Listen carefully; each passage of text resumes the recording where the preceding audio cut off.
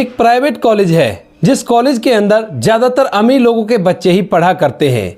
उसी कॉलेज के अंदर एक बेहद ही गरीब महिला जो कि वहाँ पर साफ सफाई का काम किया करती थी, वह सुबह सुबह आया करती है और छुट्टी के समय में अपने काम से फारिग होकर वापस अपने घर लौट जाया करती है।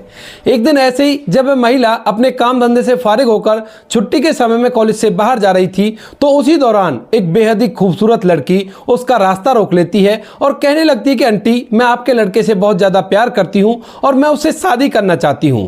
अब यह बात सुनकर वह गरीब महिला पूरी तरह से हैरान हो जाती है और पहले तो वह सोचती है कि यह मजाक में कह रही है, लेकिन जब वह लड़की दोबारा उससे कहती है कि मैं मजाक नहीं कर रही हूं, पूरी तरह से सीरियस हूं, तो वह भी इस बात को देखकर बहुत चक्की सी रह जाती है, क्योंकि उसका बेटा सब्जियों की रेहड़ी लगाया करता था और वो लोग काफी ज्यादा गरीब थे, जैसे तैसे करके अपना गुजारा कर रहे थे और ये लड़की एक करोड़पति है। कौन थी वह लड़की और किस वजह से सफाई करने वाली महिला के लड़के से प्यार कर बैठी, पूरी सच्चाई के बारे में जानने के लिए वीडियो को अंत तक जरूर देखें। केरल के तिरुवनंतपुरम में एक प्राइवेट कॉलेज है जिसकी फीस काफी ज्यादा है। वहां पर ज्यादातर करोड़पति व्यक्तियों के बच्चे ही पढ़ा करते हैं, क्योंकि उसकी फीस के कारण कोई मिडिल क्लास या गरीब व्यक्ति उसमें एडमिशन ही नहीं ले सकता। उसी कॉलेज के अंदर एक स्नेहा नाम की लड़की पढ़ा करती है। स्नेहा जिसके माता पिता दोनों के दोनों डॉक्टर हैं और उनके ढेर सारे बिजनेस हैं। माता पिता ने ढेर सारा रुपया पैसा कमा लिया है और अब तो वो अपनी जिंदगी को आराम से व्यतीत कर रहे हैं। उनकी इकलौती बेटी स्नेहा है, तो उसके लिए उन्होंने काफी सारी प्रॉपर्टी जोड़ रखी है और ढेर सारे बिजनेस तैयार कर रखे हैं, जिन बिजनेसों से उसका गुजारा अच्छी तरह से हो जाएगा। स्नेहा के जो पिता होते हैं वह अपनी बेटी को अपने साथ लेकर कॉलेज छोड़ने के लिए आया करते हैं एक बड़ी सी कार से, और उसके बाद एक छोटा सा क्लिनिक उन्होंने डाल रखा था, वहां पर जाकर डॉक्टरी करने लगते हैं। दिन के समय में वो ऐसा किया करते हैं और जैसे कॉलेज की छुट्टी का समय होता है उसी दौरान अपने क्लिनिक से वापस आकर अपनी बेटी को अपने साथ लेकर वापस अपने घर चले जाते हैं। उतने समय वो क्लिनिक को खोला करते हैं जितने समय उनकी बेटी कॉलेज में रहा करती है। उसी कॉलेज के अंदर एक महिला जिसका नाम सावित्री है, वो सफाई करने के लिए आया करती है। सावित्री के परिवार में उसका एक बेटा है और दोनों माँ बेटे बड़ी मुश्किलों से अपने समय को व्यतीत कर रहे हैं। उन्हें अपना गुजारा करने के लिए दोनों को काम करना पड़ता है और माँ बेटे दोनों काम करके अपने समय को व्यतीत कर रहे हैं। बेटा एक सब्जियों की रेहड़ी लगाया करता है और माँ दिन के समय में कॉलेज में साफ सफाई किया करती है और यहाँ से वापस चली जाया करती है। यहाँ पर जो सावित्री जी है उनका व्यवहार बड़ा ही अच्छा है और वो बच्चों की तरफ हंस खिलखिलाकर बातें किया करती है। अक्सर सुबह सुबह सावित्री जी का बेटा जिसका नाम प्रवीण है, वह अपनी माँ को कॉलेज छोड़ने के लिए साइकिल से आ जाया करता है और वहां पर छोड़कर अपनी सब्जियों के काम पर चला जाता है। क्योंकि ये लोग यहाँ से लगभग 1-1.5 किलोमीटर दूर रहा करते थे, तो कभी कभी किराया बचाने के लिए जो प्रवीण है वो ऐसा कर दिया करता है। अब इसी दौरान एक दिन जो सावित्री जी है वो थोड़ी लेट हो जाती है और इसके बाद प्रवीण उन्हें छोड़ने के लिए साइकिल से आता है। क्लासें लग गई थी और क्लास की खिड़की वाली सीट पर स्नेहा बैठी हुई थी। जैसे प्रवीण अपनी मां को यहां पर छोड़कर वापस जाने लगता है, उसी दौरान स्नेहा की नजर प्रवीण पर पड़ जाती है और उसके बाद प्रवीण उसे पहली ही नजर में बहुत ज्यादा पसंद आ जाता है। क्योंकि प्रवीण वैसे तो गरीब था, लेकिन वो दिखने में काफी ज्यादा हैंडसम था और स्नेहा उसे देखकर पहली ही नजर में उससे प्यार कर बैठी थी। इसके बाद जब भी प्रवीण अपनी मां को छोड़ने के लिए कॉलेज आया करता है, उसी दौरान स्नेहा उसे घूर घूर कर देखा करती है और लगभग 1 से 1.5 महीने के अंदर उसे पक्का वाला प्यार हो गया था। अब तभी एक दिन जब प्रवीण अपनी मां को छोड़ने के लिए कॉलेज आता है, तो उसी दौरान जो स्नेहा होती है वह वहीं पर कंपाउंड में टहल रही थी और जैसे उसकी मां को छोड़कर वह वापस जाने लगता है, तो स्नेहा कॉलेज से बाहर होकर प्रवीण से बात करने लगती है और उससे अपने प्यार का इजहार कर देती है। जैसे प्रवीण देखता है कि एक बहुत ही खूबसूरत लड़की है और इस कॉलेज में पढ़ा करती है, तो जाहिर सी बात है वह करोड़पति होगी और वो उससे प्यार का इजहार कर रही है। तभी जो प्रवीण होता है उसके सामने हाथ जोड़ लेता है और कहने लगता है कि देखिए, आपका और हमारा कैसे भी मेल नहीं हो सकता। मेरी माँ इस कॉलेज में झाड़ू पोछा किया करती है कुछ पैसों के लिए और मैं सब्जियां बेचकर अपने घर का गुजारा कर रहा हूं। तो आप एक करोड़पति बाप की बेटी हो और आप मेरे साथ कभी भी अपनी जिंदगी को मैनेज नहीं कर पाओगी। इसी वजह से आप मुझे भूल जाओ तो ही अच्छा है। और ऐसा कहते हुए जो प्रवीण होता है अपनी साइकिल को लेकर वहां से निकल जाता है। इसके बाद स्नेहा को यह बात बड़ी बुरी लगती है और वह वहीं पर फूट फूट कर रोने लगती है। स्नेहा थोड़ी देर बाद अपने आप को संभालती है और संभालने के बाद क्लास में जाकर बैठ जाती है। लेकिन उसके दिमाग में जो प्रवीण की छवि थी वो बार बार घूम रही थी और उसे ऐसा लग रहा था कि अब अगर जिंदगी स्टार्ट होगी तो प्रवीण के साथ ही होगी, वरना मैं किसी के साथ अपने जीवन को व्यतीत नहीं करूंगी। यही सोचकर स्नेहा सोचने लगती है कि उसे क्या करना चाहिए। तो उसके दिमाग में एक बात आती है, वो सोचने लगती है कि क्यों ना मैं इसकी माँ से बात कर लूं, अगर इसकी माँ बोलेगी तो ये जरूर से मुझसे शादी करने के लिए राजी हो जाएगा। यही सोचकर जो स्नेहा होती है प्रवीण की माँ से, जैसे ही शाम के समय प्रवीण की माँ कॉलेज से वापस लौट रही थी तो उसी दौरान उसको सामने से रोक लेती है और रोकने के बाद पहले तो उससे नमस्कार करती है और नमस्कार करने के बाद उससे कहने लगती है कि आंटी, आपका जो लड़का है मैं उससे प्यार कर बैठी हूँ और मुझे उससे शादी करनी है। अब जैसे ही माँ सावित्री इस बात को सुनती है कि एक करोड़पति बाप की बेटी जिनके पास काफी ज्यादा रुपया पैसा है वो मेरे बेटे से प्यार कर बैठी है, तो उसके बाद उसे ये बात मजाक में लगती है और कहने लगती है कि बेटी मुझे लेट हो रहा है, मुझे जाने दो और ये मजाक करने का समय नहीं है। लेकिन तभी जो स्नेहा होती है वो दोबारा से उनसे कहती है और इस बार उसकी आंखों में काफी ज्यादा कॉन्फिडेंस सावित्री देवी को दिखाई दे रहा था और वो कहती है कि मैं पूरी तरह से श्योर हूं इस बात के लिए, मैं आपके बेटे से प्यार कर बैठी हूं और मैं उसी से शादी करना चाहती हूं। अगर वो मुझे नहीं मिला तो मैं किसी से भी शादी नहीं कर पाऊंगी। अब यह बात सुनकर जो सावित्री देवी होती है वो मामले की गंभीरता को समझती हैं और पूरी तरह से घबराने लगती हैं और हैरान हो जाती हैं। वह उसे समझाती है, कहती है कि बेटी नहीं, ऐसा नहीं हो सकता, हम लोग काफी ज्यादा गरीब हैं और तुम एक करोड़पति बाप की बेटी हो। अगर ये बात तुम्हारे पिता या माता को पता चल गई तो उसके बाद वो लोग हमारे साथ बहुत कुछ गलत कर सकते हैं। तो तुझसे हाथ जोड़कर रिक्वेस्ट करती हूँ कि यह बात ना तो अपने माता पिता से कहना और ना ही इस बात के बारे में कभी उन्हें पता चल जाए, क्योंकि मैं तो यहाँ पर साफ सफाई किया करती हूँ और मेरा बेटा मार्केट में सब्जियों की रेहड़ी लगाया करता है। तो हाथ जोड़कर आपसे निवेदन है, ऐसा कुछ भी कहीं भी पता ना चल जाए। ऐसा कहते हुए सावित्री देवी अपनी आंखों में आंसू लेकर वहां से वापस लौटने लगती है। स्नेहा जब सावित्री देवी की ये बात सुनती है तो वह भी पूरी तरह से टूट जाती है और दोबारा से फूट फूट कर रोने लगती है। इसके थोड़ी देर बाद जो स्नेहा के पिता होते हैं वो वहां पर आकर अपनी कार का हॉर्न बजा देते हैं और उसके बाद स्नेहा अपने आंखों के आंसुओं को पोंछती है और अपने सामान को लेकर सीधा उस गाड़ी में बैठ जाती है। आज स्नेहा का मूड काफी ज्यादा खराब था तो वो अपने पिता से भी अच्छी तरह से बात नहीं करती है और धीरे धीरे घर पहुंच जाती है। पहले तो पिता सोचते हैं कि हो सकता है बेटी की तबीयत खराब हो या फिर सिरदर्द हो, इस वजह से ऐसा कर रही हो। लेकिन घर जाने के बाद भी जब वह अपने आप को कमरे में बंद कर लेती है तो पिता मामले की गंभीरता को समझते हैं और अपनी बेटी से बात करने का फैसला करते हैं। वह कहने लगते हैं कि बेटी आखिर ऐसा क्या हुआ जो तुम इतनी मायूस हो और इतनी उदास दिख रही हो। तो वो कह देती है कि पिताजी मुझे अकेला छोड़ दो, मैं आपसे बात नहीं करना चाहती और मुझे किसी से भी बात नहीं करनी। माता पिता सोचते हैं कि हो सकता है कॉलेज की कोई टेंशन हो, इसी वजह से ऐसा कर रही हो। तो इसी वजह से उसे उस कमरे में छोड़कर वो लोग अपने कमरे में आराम करने के लिए चले जाते हैं।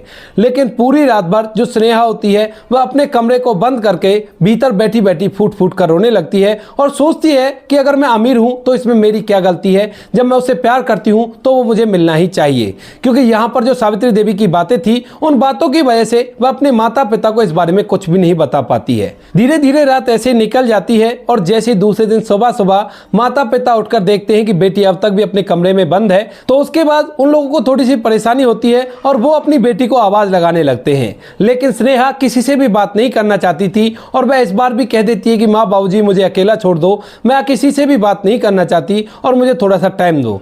लेकिन इस बार जो उसके पिता होते हैं वो उसे अपनी कसम दे देते हैं और उसकी माँ भी अपनी कसम दे देती है और दरवाजा खुलवा लेते हैं।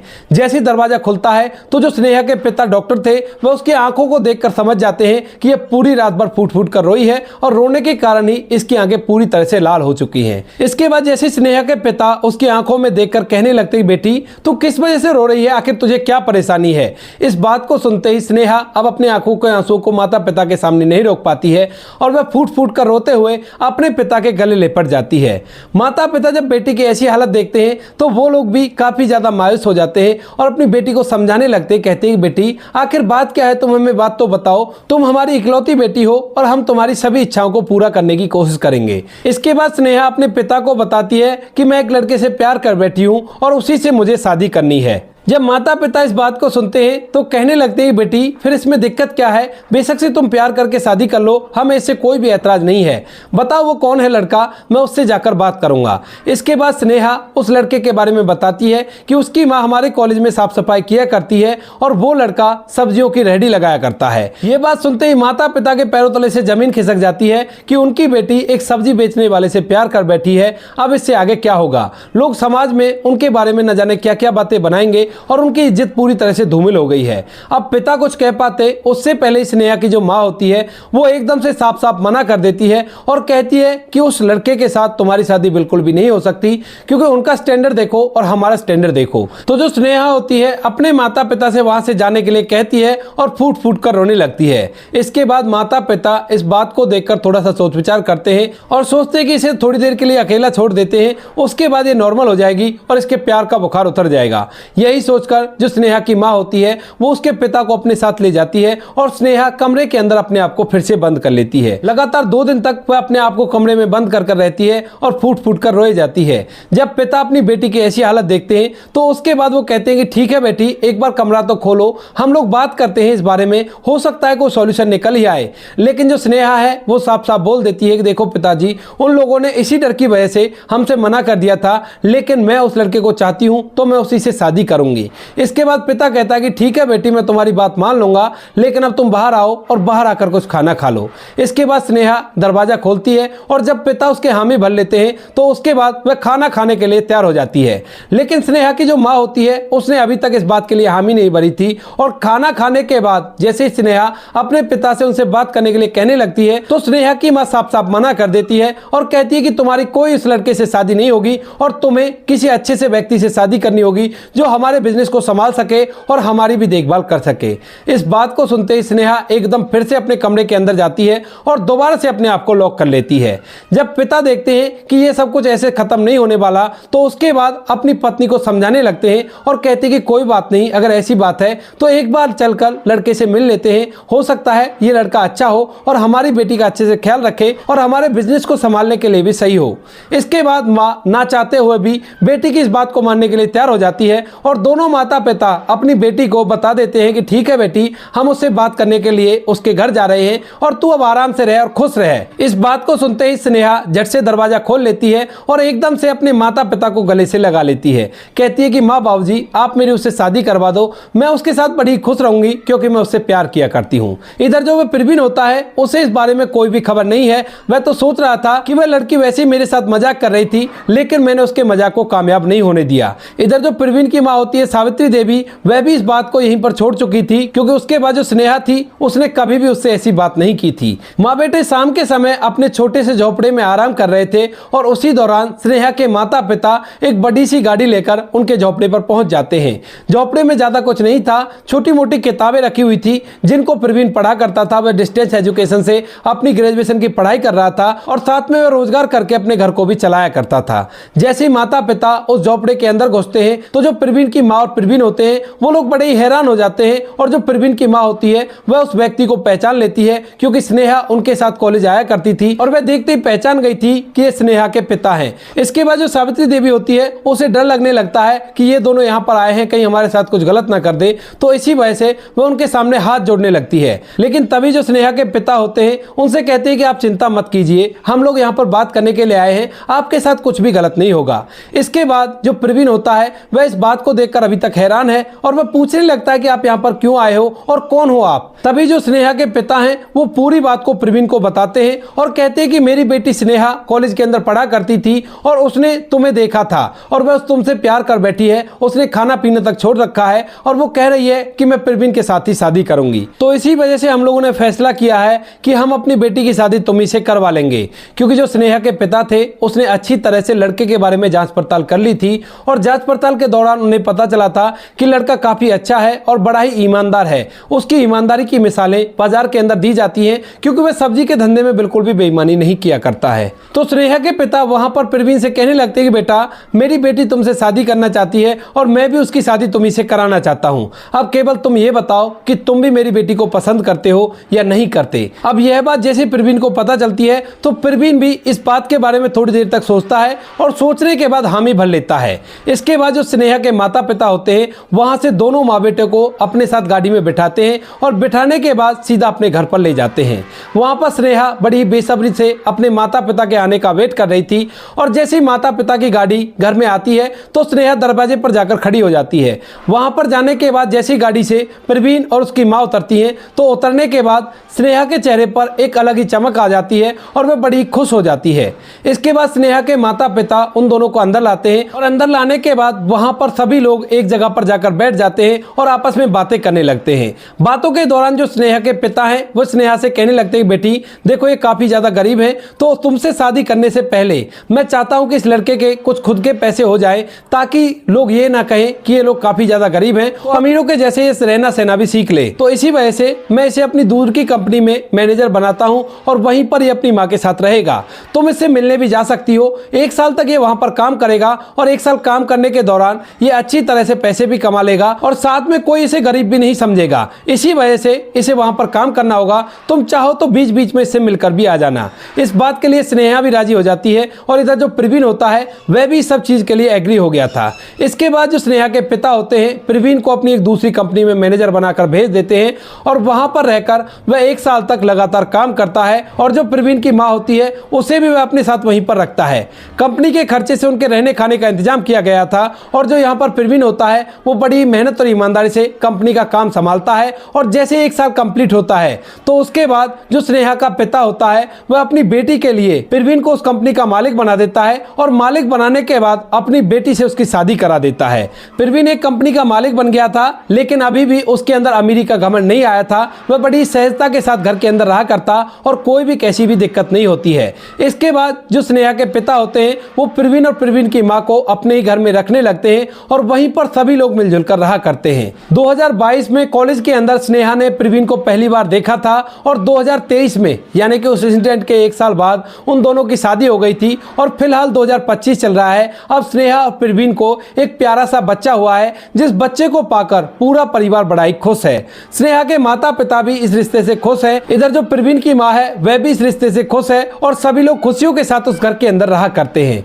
प्रवीण जो कि कल तक काफी ज्यादा गरीब था, उनके पास रहने के लिए अपना घर तक भी नहीं था, आज वो लोग एक आलीशान जिंदगी व्यतीत कर रहे हैं और अपने जीवन को अच्छी तरह से जी रहे हैं। आप क्या कहना चाहते हो इस कहानी के बारे में? आपकी जो कमेंट सेक्शन में लिख सकते हो, लोगों के साथ शेयर कर सकते हो। वीडियो अगर अच्छी लगी हो तो वीडियो को लाइक और चैनल को सब्सक्राइब जरूर करें ताकि हमें थोड़ा सा हौसला मिले आप लोगों के लिए ऐसे अच्छे वीडियो बनाने के लिए। इन कहानियों को सुनाने का उद्देश्य किसी को परेशान करना बिल्कुल भी नहीं है। यह कहानी आपको इसलिए सुनाई जाती है ताकि आप लोग इन कहानियों में से कुछ ना कुछ सीख सको और अपने जीवन में उस चीज़ को अप्लाई कर सको। अब बारी आती है हमारे एक प्यारे सब्सक्राइबर की जो बार बार कहा करते हैं कि भाई आपने मेरा नाम नहीं लिया है, तो इस वीडियो में उनका नाम ले देते हैं। उनका नाम है अनिल साख्या जो कि फरीदाबाद हरियाणा से हैं। हमारे वीडियो रोज देखते हैं और रोज वीडियो पर कमेंट करते हैं। जिन लोगों के नाम नहीं ले पाए वो लोग बुरा ना माने, आने वाली किसी वीडियो में आपके नाम ले दिए जाएंगे। मिलते हैं किसी नेक्स्ट वीडियो नए टॉपिक के साथ, तब तक के लिए जय हिंद, जय भारत, जय हिंदुस्तान।